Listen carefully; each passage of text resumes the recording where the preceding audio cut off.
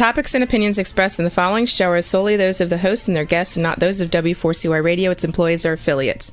We make no recommendations or endorsements for radio show programs, services, or products mentioned on air or on our web. No liability, explicit or implied, shall be extended to W4CY Radio or its employees or affiliates. Any questions or comments should be directed to those show hosts. Thank you for choosing W4CY Radio.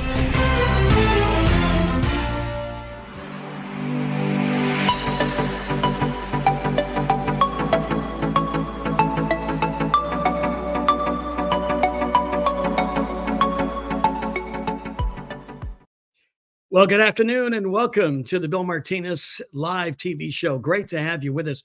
You know, growing up in the Watergate era, we were told that Woodward and Bernstein were the bastions of professional journalism, right? But for them, we would not know the whole truth and nothing but about Watergate.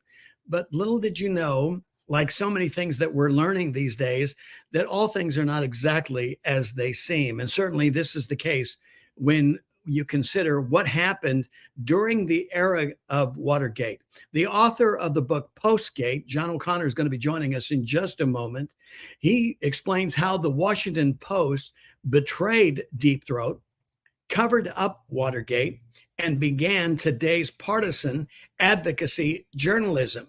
Now, the conventional wisdom I mentioned of Watergate is turned on its head by Postgate, revealing that the Post did not uncover Watergate as much as it covered it up. I'll give you a moment to let that circle around your brain and see if you can catch this. The Nixon Administration itself, involved in a cover-up, was the victim of a journalistic smokescreen that prevented mitigation of its criminal guilt.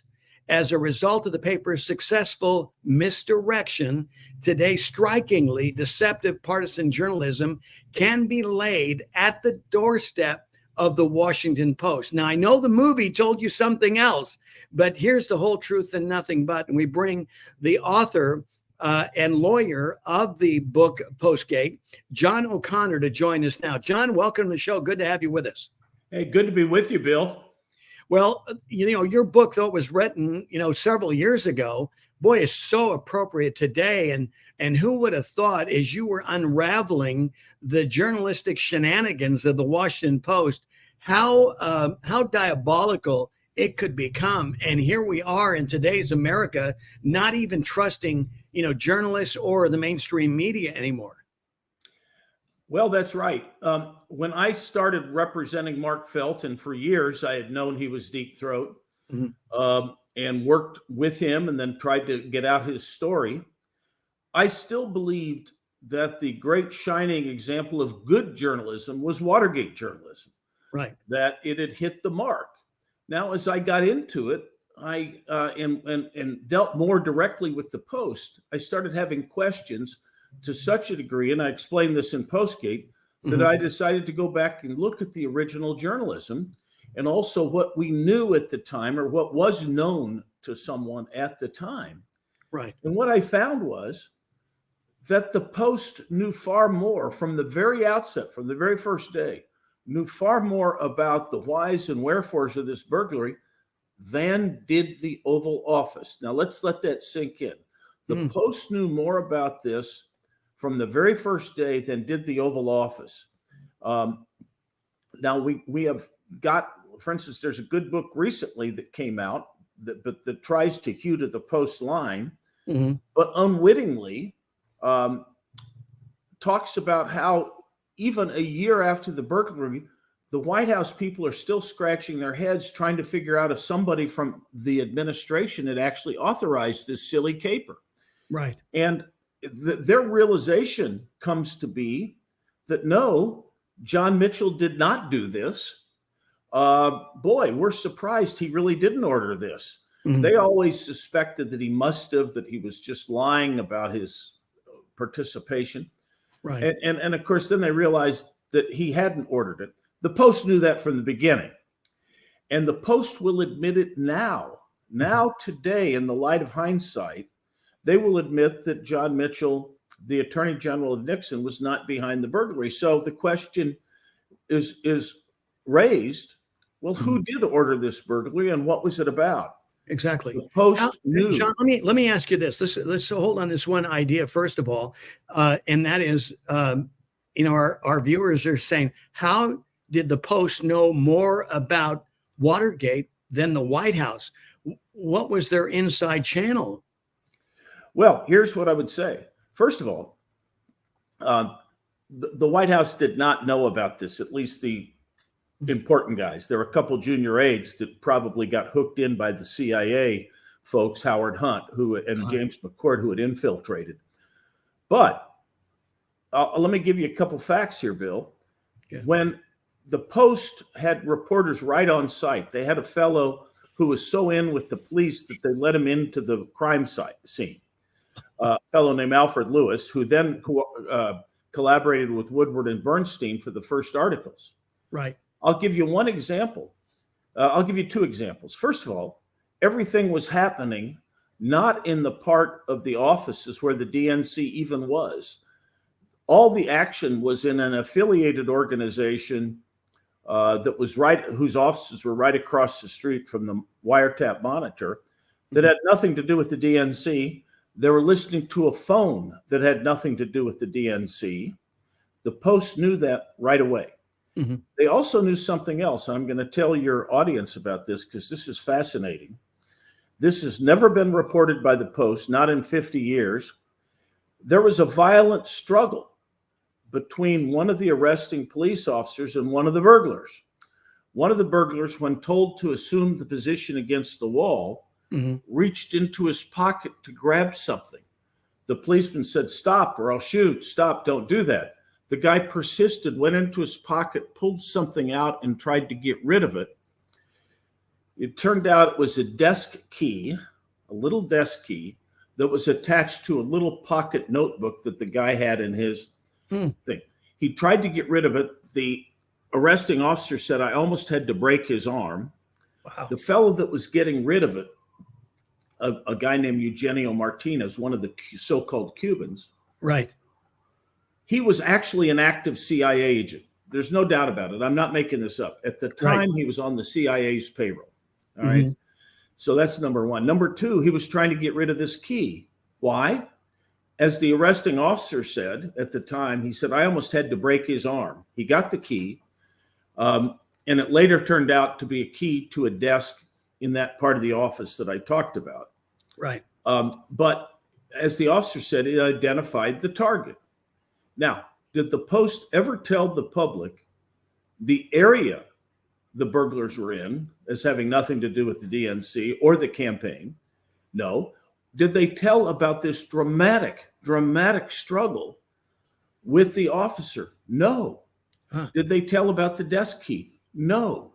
The most single important piece of evidence in our most important political scandal that undid the most powerful administration on the face of the earth for the most powerful country. Exactly. And yet we have not today, 51 years later after the burglary, had the Post tell us that there was a desk key and there was this struggle.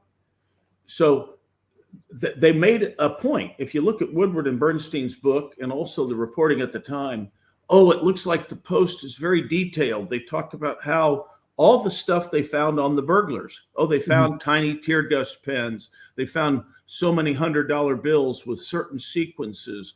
They found this, they found that, they found notebooks, they found this.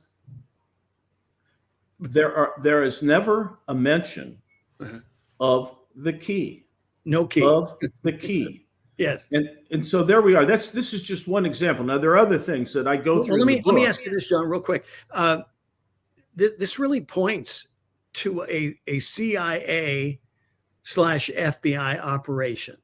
This is what this starts to smell of, right? Well, it's not an FBI operation. The FBI, right away, when they investigated, they were very straight. Other than the top guy in the FBI who was a Nixon appointee, the top guy in the FBI was my client, Mark Felt.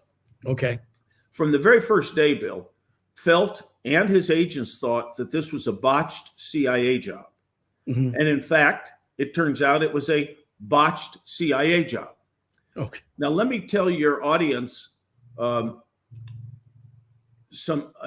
dramatic fact which will cement what I am telling them.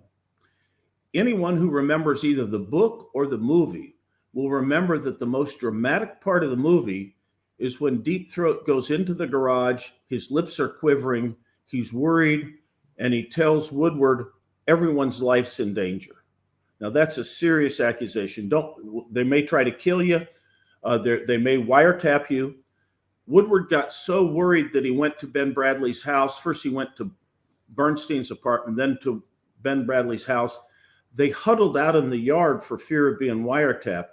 They were scared out of their minds. I bet. And this was a threat, not from the White House. This was a threat that Mark Felt, who was with the FBI and who would know about these things. Exactly. He wasn't just making it up. He had basis for his knowledge about this threats to life and so forth. Did they ever report that? Remember, this is a dramatic incident that Woodward milks because it's so dramatic. But did they report it? Right. No.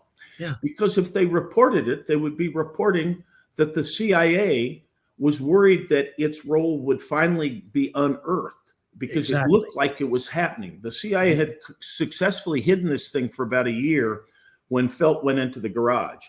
Now the CIA is threatening lives. And as I detail in my book, they actually killed one person and probably two, threatened another fellow. And the Post reported none of this. Exactly. So here we have, and meanwhile, the Post went out of its way to tell everybody that the CIA was not involved. And they sneered at the White House was sort of suspecting that the CIA was kind of involved. They were told that they weren't by the CIA, of course, who was lying about it. But they suspected it. And the Post just made fun of them. They just said, oh, you're just trying to put this off on the CIA. Right. And in fact, it was a CIA job. Now, that was a long answer to your question about whether it's a CIA FBI job. It was a CIA job, CIA, definitely. which the FBI knew about. And now let me give your audience one more real quick here, John, real quick. We're talking with John O'Connor. He's Deep Throat's lawyer, and he's also author of the book Postgate, How the Washington Post Betrayed Deep Throat, covered up Watergate, and began today's partisan advocacy journalism. To your point on this, it's interesting also, and we can bring this up and talk in more detail. Recently, it was again brought to our attention, speaking of the CIA, and maybe why they made a point of going after Nixon is because Nixon had, he made the claim that the CIA was responsible for JFK's assassination. Is there any relevancy to that, John? Well, not in terms of Watergate. One of the things he did say on the tape, John Dean had talked Nixon into trying to call the FBI off the Mexican money trail investigation by saying a CIA investigation might be uncovered. Nixon thought that was a false claim. In fact, the CIA was probably involved. But Nixon did allude to the fact that there were a lot of secrets that Nixon knew about the CIA that Richard Helms, the head of the CIA, would not want Nixon to unearth. So he made that offhand comment. And I think he's probably talking about a lot of things that surrounded, not directly involved in the assassination, but surrounded the assassination that Nixon knew about from his vice presidency. Right. Remember, Nixon started going after Castro in 1959, and he authorized these assassination squads and knew all about it and knew what the CIA was doing there.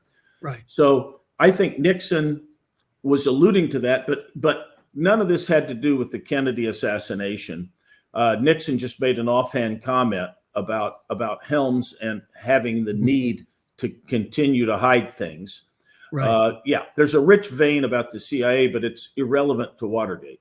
Okay. Well, good to know, because that was recently brought up and you go, okay, again, as we always say, John, in the absence of fact, opinion rules, conspiracy rules. And certainly we've had so many theories about, JFK's assassination. And of course, you're bringing up some things here that seem to lend a little bit of credence to some of the suspicion that we have, because, how much can we trust the CIA? Well, we can't. I mean, part of their role is to lie. Yes. In fact, it's amazing that, I mean, just flat out, and they will tell you straight up, that's our job. We were born to lie, right? Right. And Bill, let me tell you something else.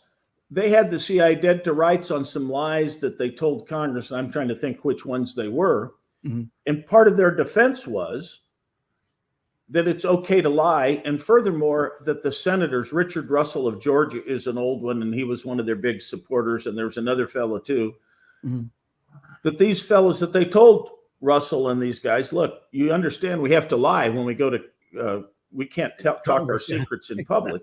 Right. And in fact, there is some logic to it. If you're going to keep things secret, you shouldn't have to go to a congressional hearing and tell them in open forum. And they got out of, and I think one of the reasons Richard Helms only got busted to a misdemeanor for some other lies, it wasn't Watergate, but some other lies, he got busted to a misdemeanor from a felony because he had the CIA lies defense.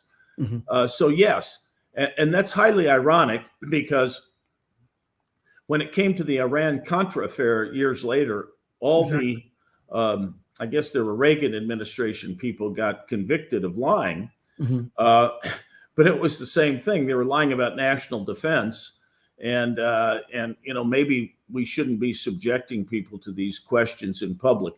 But yes, the CIA lies quite a bit. They lie for a living. There's a book by Tim Weiner of the New York Times, and he's clearly a progressive guy, hates everything conservative. But he writes in his book, Legacy of Ashes, that the CIA's been lying for decades. Now, he himself helps out the CIA's cause by ignoring everything that happened in Watergate, but that's what happens. People hate Nixon so much that they're willing to cover in the mainstream media for the CIA. Exactly. And Woodward, by the way, Woodward had a deal with the guy who was heading the CIA's cover company. Mullen & Company was a cover company that Howard Hunt worked for. CIA documents show that Woodward had a deal with the head of Mullen & Company to keep their role hidden. So, so the CIA's documents say we had a deal with Woodward. Right. And there are other evidence that the CIA approached the Post and the law firm for the Democrats to keep the CIA role hidden. John, why is it that I suspect with Woodward and Bernstein, they were young reporters, in handling a case of this magnitude, that maybe the Post thought initially, as they came across this, that they became, in a sense, if I could say, useful idiots, that they were expendable. I mean, if they really stepped on a landmine and blew themselves up, that was going to be okay with the Post. But as things worked out, having cover by the CIA, and as this thing unraveled, they were a bit protected. And as you say, what they set into motion, little did we know how they were going to rewrite the rules of journalism going forward. Well, here's something. The Post really was in this by necessity, and let me tell you why. Okay. Even though they were covering up for the CIA, they had to cover up for the CIA, because if they let the world know what the CIA was doing, it would have told the world that the DNC had a bordello referral program going through the DNC. And the DNC and the Post were locked together at the hip. Their general counsel, Joseph Califano, the Democratic politician, was also the general counsel of the Post. And the Post had proudly been the Democratic paper of record since 1877. When they were founded, they were founded as a Democratic paper. Right. So in order to protect the Post, in order to protect their twin sister, the DNC, they had to protect the CIA, because otherwise, so remember this, the Democrats filed suit against the Republicans the day after the burglary. So this was a Republican versus Democrat thing from the beginning.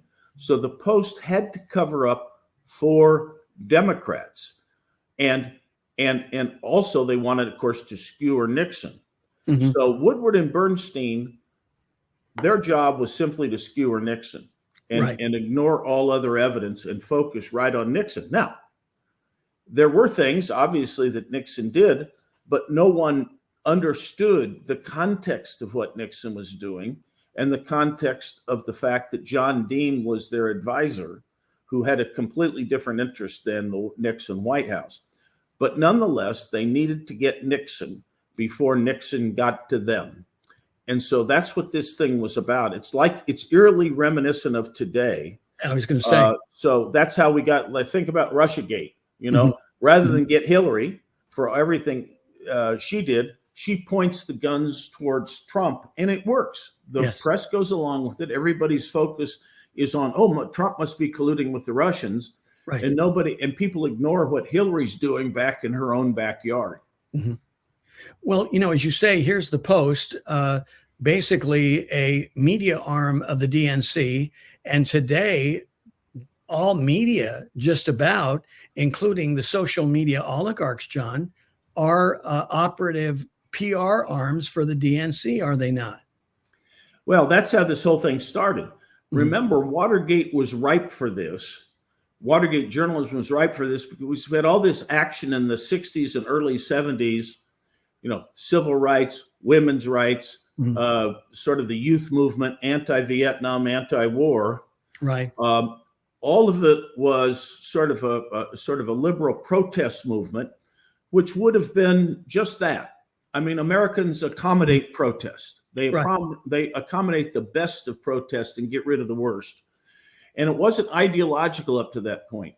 But given that soil, now when the Post reports and they successfully get the conservatives, now all the media embraces this. Kids start going to journalism schools so they can go get the bad guys. Right. Who are the bad guys? They're the conservatives. Exactly. So you now have this unity between an investigative press who's trying to get the conservatives. Mm-hmm. You have the university establishment, and you have obviously the politicians, and they sort of coalesce together, and that coalition has been there ever since. Right. So we see it today. Think about it. There's not a dime's worth of difference between what the progressives teach at school, right, what the Democrats put forth in their program, and what the Post and other liberal papers and stations report. So think about almost verbatim, John, word for word. Almost verbatim. And as you say, it's like an ideological group. Right. Well, it was reported here that most of the journalists today come out of 39 universities, all teaching and training this same ideological paradigm, to your point. And it's no wonder that whether it's the newsrooms of television, the editorial boards of these different publications, they're all speaking the same talk. They're all ideologically fixed. And in the process of it all, John, I mean, I agree with Jordan Peterson, and that is that you become so ideologically fixed, you render yourself stupid. I mean, here is, conceivably quite a group of intellectuals at the start, but because of their own addiction to their ideology, they render themselves stupid. And what they offer to the American people in terms of journalistic responsibility. I mean, look at, we're giving, what are we giving? Pulitzer Prizes for a theory, 1619 Project. I mean, things that aren't proven. I mean, this is incredible when it comes to, the art of journalism and what's being honored today. Well, that's right. And one of the things that characterizes journalism today, it's not just a question of, we have this idea and we're putting it out. Mm. You could argue that Randolph Hearst did this in the 1890s. There's a difference. Today, these people are reporting ideologically, not transactionally or about specific issues. It's about a broader ideology that they're enforcing. Right. That's number one. But number two, like most socialist authoritarian regimes, there is an effort to punish the opposition and to cancel the cancel culture and the shaming of the opposition, so that it's not just a debate across tribal lines as people think it is. It's not a debate. It's one side that wants to debate. These are the sort of the non-ideological conservatives and moderates that don't have an ideology. And then you have the ideological people that are basically canceling and punishing speech. So, for example, it's one thing to say, I believe that the climate is this, I believe climate is this. No, you have to demonize your opposition by talking about them being climate deniers. They're terrible. Oh, you think there's something wrong with this election? The Post isn't saying, listen, let's debate this. We think we're right, but let's debate it. No. They're election deniers. They're crooks. They're criminals. Look at the Trump indictment. They haven't presented one iota of evidence that the 2020 election was legitimate. And you've got a majority of Americans, John O'Connor, that insist that there was something fishy that happened in the 2020 elections. Well, that's right. I'm just reading a book now called Debunked. I would Joe Fried, recommended by Joseph Fried. Exactly. But he goes through the evidence. He's an auditor, and by God, you don't realize how much stuff there was. Remember, none of the court suits purported to actually decide the elections on their merits. Quite the contrary, and I agree with this. The judges say, "Wait a second, the election's over. I can't bring in 2 million witnesses into my courtroom to decide whose votes count and whose don't. There may be irregularities up the wazoo, but the court is not the place to do this. That's why you have election sites, and you should have safeguards there. But if you don't have them, it's too bad. You can't get the genie back in the bottle later on. And so, yes, but what happens is, John, what's the remedy for the American people? I mean, I get it. I mean, you'd have to turn this constitutional republic on its head because it chose to ignore evidence and go forward. And, like Mike Pence said the other night, he's looking for affirmation that he did the right thing. I mean, if you did the right thing, that should settle it. You don't need 7 other people in the debate stage to give you some sort of affirmation. To me, that was really puny on his part. Well, that's right. That was sort of silly. That's just him drawing attention to himself. But, the point is well made that the press was so partisan here on this election stuff that anybody who raises a peep of protest is an election denier, or as the January 6th committee keeps saying, big lie, big lie, big lie. 2 of the suits against Trump, 2 of the charges against Trump basically say, oh, he lied about these 6 states. Well, wait a second. He was never given the opportunity to prove the case, nor should he have been, in my view, because courts aren't equipped for that. Right. But now he's in court and they're accusing him of lying. Now, that's a big difference. It's one thing to say the courts are not the right place to decide this. It's quite another to say he's lying when he said, I think there's something rotten in Denmark here. Exactly. So that's what we have here. But my issue is the press loves to cancel and shame. And of course, they're doing that in conjunction with the congressional Democrats. And now the prosecutors are trying to shame and cancel. And you can look at these things as efforts to stymie free speech.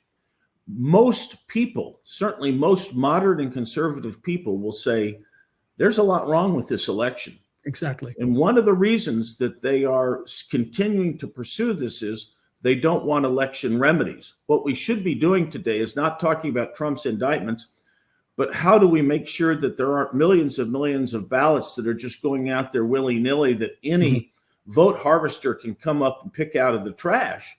Exactly. And then go vote those ballots. I mean, there are millions of ballots floating around and nobody's checking their signature. Yeah. It's presumed in Michigan that the signatures were all right. Stacey Abramson just about got a law passed that you couldn't check a signature. So that's what they want permanently, not just during COVID. They want this permanently. And so what happens? We're now getting to a point where elections can kind of be fixed. It's almost like we're a banana republic. And the whole point for our discussion, Bill, is that they're silencing people like you and me from raising points that we should be looking forward to having a fair election with safeguards. We should be like Europe. Europe doesn't have 30-day voting. They don't have absentee voting except in tiny, limited circumstances. You really have to go through a lot to get a mail-in ballot. And that's where we should be going. But we're not going there because we're getting shouted down and insulted by indictments, by the mainstream media, just talking about election deniers. Oh, they're still talking about the election. That's terrible. Right. And to their point, I wish Trump would not say, I won, so much as let's reform this thing. This was a terrible election. We should all agree that it was a terrible election. Okay. And we really are kind of guessing as to whether he would have won or not. I mean, I happen to think that there's a good chance he did win. But my point is, I don't know. Right. And because we don't have election safeguards. Yeah, we really don't know either way. That's the shame of all this. And because we have our doubts, and then, of course, I thought you were going to say earlier, what reminds us of the pain we're going through, unfortunately, is a feeble-minded, chief executive officer who is occupying the Oval Office and is an absolute disaster to our economy, our national security, our border. I mean, this is amazing where we find ourselves, John, and that is that doctors are being chastised. They're losing their license because they have prescribed ivermectin or hydroxychloroquine, and they've saved lives. But meanwhile, Joe Biden and the Department of Homeland Security is soldering the gates of our southern border open to let fentanyl rush through and kill thousands of American citizens. I mean, this is rich irony at its best. Well, speaking of elections, it's also true if you look at Fried's book, Debunked, you will see that that in certain voting algorithms, or I should say in practices, that illegal aliens are allowed to vote without proving their citizenship.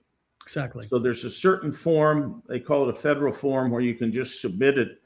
And apparently, at least in some states, illegal aliens are allowed to vote, or at least let's put it this way, there's no method for determining whether they should be allowed to vote. And how do you reconcile those illegal votes after, the animals have left the barn? Well, right. There's no way to check. I mean, one of the things that, at least in certain states, if you fill out what they call the federal form, you don't have to put any ID in there or any proof of citizenship. So you can vote, and there's no way to discount your vote. So the more people come across that border, and if they're organized correctly, Katie barred the door. Exactly. Now we're having illegals vote. And more than important, we're having all kinds of vote harvesters vote with illegible signatures so that nobody can really check. Exactly. And as long as you're not checking signatures and you're not really doing any kind of a check, I mean, how can we have a democracy? They're overwhelming the system, John, with all this faux ballots and and they know the system. There's no way the system can manage this, and we haven't even talked about what the machines have done in terms of their count. You've got the head of Dominion, which blows me away to this day, and I don't understand why Fox caved the way they did. But Dominion was before Congress saying that, these machines had no connection with the internet whatsoever. And I believe it was Rand Paul that said, well, what about this box? This box kind of looks like a modem. What do you think? And, here we are back holding to the CIA doctrine of plausible deniability. And they were able to escape, a humongous lie in front of Congress, which to me still blows me away. Well, that's right. And so I don't understand the Dominion suit, but they did have a bad judge who'd already ruled that the statements were false that they were making. And some of the statements, to be fair, it's one thing to say Dominion had problems, which it does, but then some people got carried away and made extreme statements that were false that then Fox carries. Now, to what extent is Fox responsible because Sidney Powell comes on and makes 6 claims, 3 of which are good and 3 of which are stupid, Right. which is what happened. Right. And she may have hurt her own cause by going too far in one direction. But the fact is, there were serious issues raised about these Dominion machines. Now, I think that's one of the minor problems in these elections. You have all sorts of problems with registrations and vote harvesting. I'll give you an interesting statistic.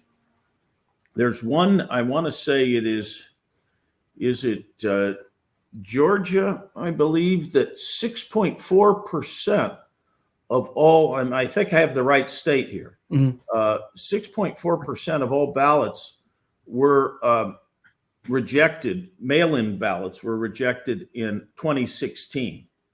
In 2020, that figure went down to 0.5%, 0.5, so that it was 18 times more rejections before. And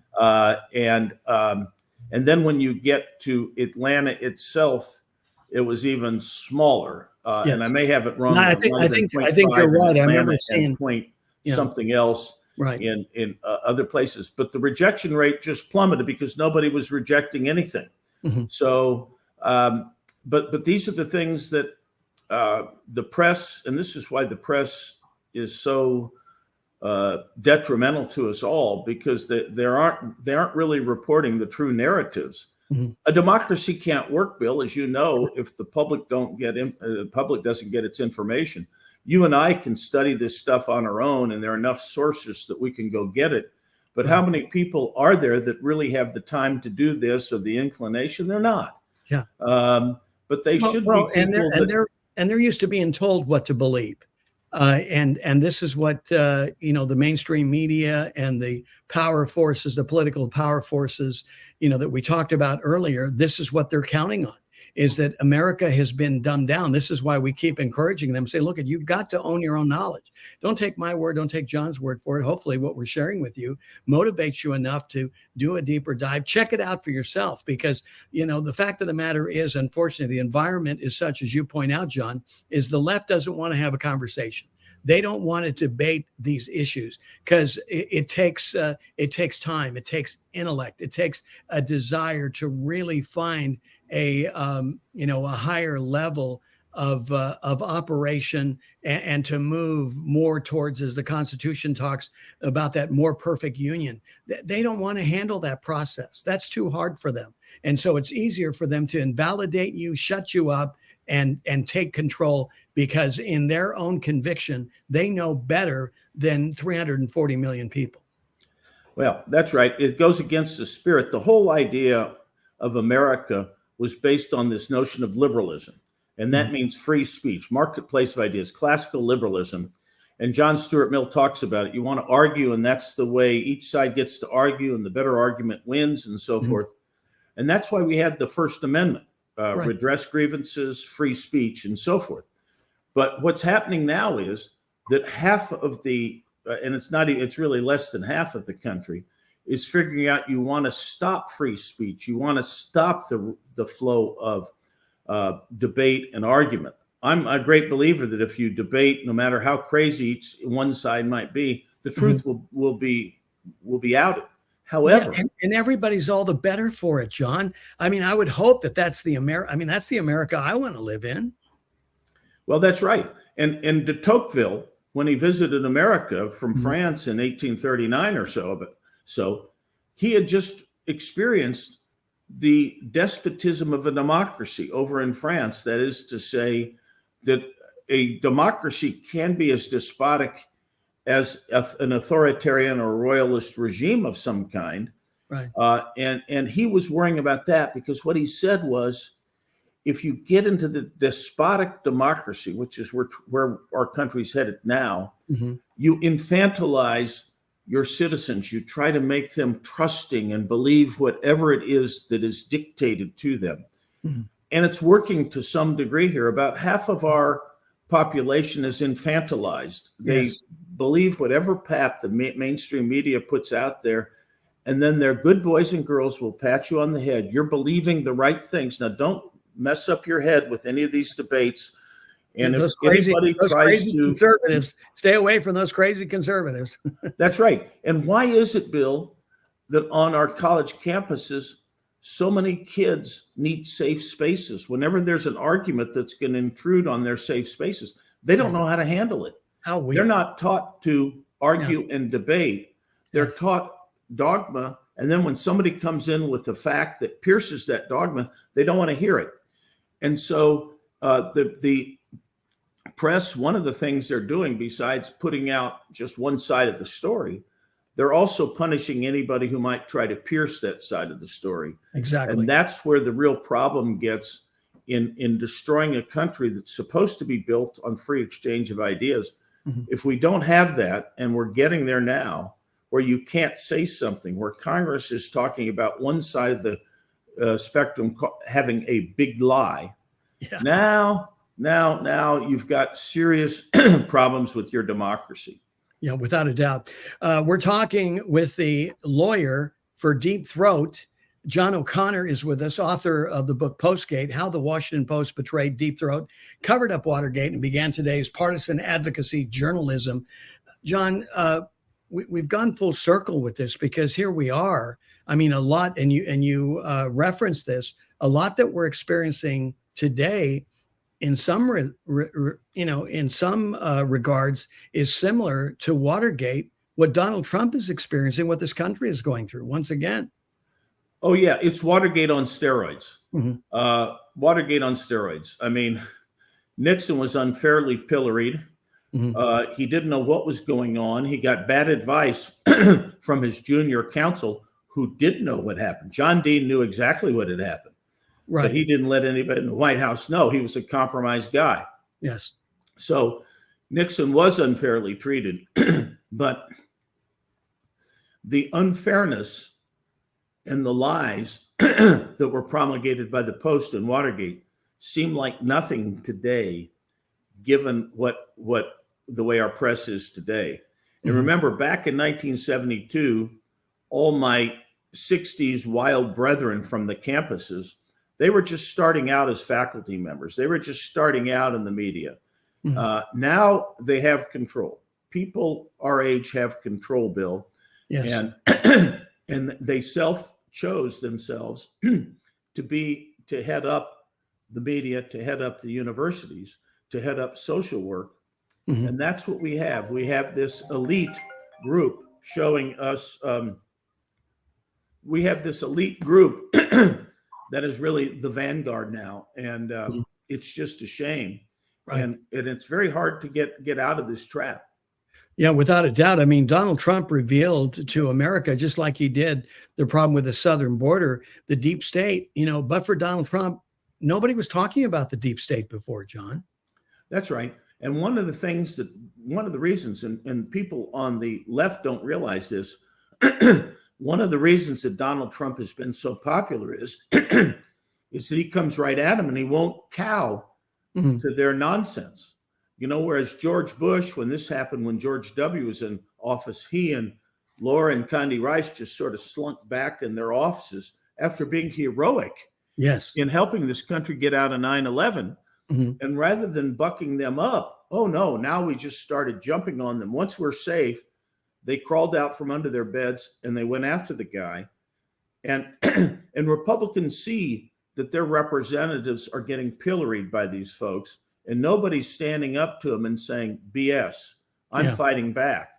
Well, they're part and parcel of the problem, John. I mean, this is all what has developed the uniparty. They're no longer Republican. We call them rhinos and that, but I mean, it's like they're more interested in the Beltway cocktail parties and being served by this deep state constituency than serving their constituents themselves. Well, except I will give them a little bit of a defense. I will say this. These guys just don't have the appetite or the constitution to fight everybody. They want to you're right. They want to go to a cocktail party. They want to go to a restaurant without people hissing at them and booing. And this is what Saul Alinsky said in his Rules for Radicals. Anytime somebody says something opposite to you, you shame them, you call them out, you demonize them. Yes, exactly. Now, Trump is one guy who wasn't going to take it, and he was going to fight back. And that's why he has such a passionate following. People don't understand, how could this country be so stupid as to follow this brash real estate developer? Well, guess what? This brash real estate developer is not afraid to stick his face right into yours and saying, no, you're talking nonsense. Exactly. Recall this, Bill. Recall this incident. It was during the debates, and maybe it was 2012, 2008. I don't know when it was, maybe 2016, where John King, the moderator, started out by questioning Newt Gingrich about his infidelities and his visiting his wife on his deathbed and so forth. And Newt Gingrich just went right after John King and says, this is disgusting that you're bringing this up in a presidential debate and so forth. The crowd went wild. They went wild because somebody was talking back to these guys in the press. Exactly. They would never say this to anybody on the other side. They would never say this to Bill Clinton. They try to make a big thing out of this thing with Newt Gingrich, just try to get into some little peccadillo in his life. And people don't like that. People see this. It's a mean-spirited bunch. And Trump, to his credit, says, I don't care. Keep doing it. Keep going after me. I'm not going to be stopped. I'm a rampaging bull. You can stick these little pins in me. It's not going to do anything. And and that's the source of his appeal. Exactly. And people don't realize this. It's an anti-press appeal.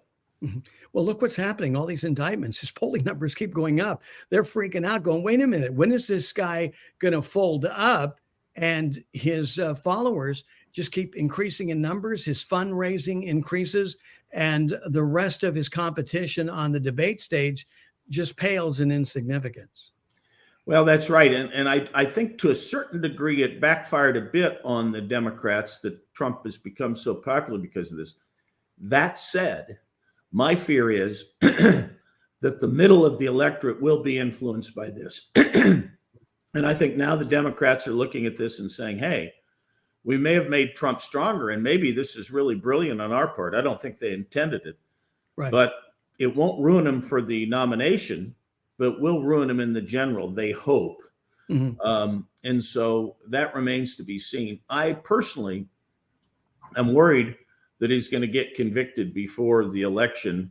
And then there are going to be some people that are going to be wary of voting for Trump, more or less in the middle of the spectrum.